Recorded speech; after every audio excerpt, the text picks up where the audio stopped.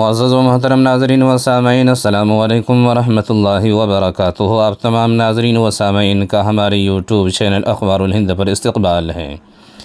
ناظرین و سامعین، آج کی جو خبر ہے بہت ہی افسوسناک خبر ہے کہ ریاست کرناٹکا کے شہر بنگلور کے مشہور و معروف عالم دین، استاذ الاساتذہ، شیخ المعقولات والمنقولات حضرت مولانا محمد عقیق الرحمن صاحب ارشد رشادی محتمم الکلیۃ السعودیہ بنگلور انتقال فرما گئے ہیں۔ انا للہ و انا الیہ راجعون کہ حضرت والا کا نماز جنازہ آج ظہر کے بعد دارالعلوم سبیل الرشاد میں ادا کی گئی ہے اور تدفین ٹینی روڈ قبرستان میں کی گئی ہے۔ آپ دیکھ سکتے ہیں کہ دارالعلوم سبیل الرشاد بنگلور میں حضرت والا کے جنازے میں لوگوں کا جم غفیر ہے اور اس طرح سے امنڈتا ہوا لوگوں کا سیلاب نظر آ رہا ہے۔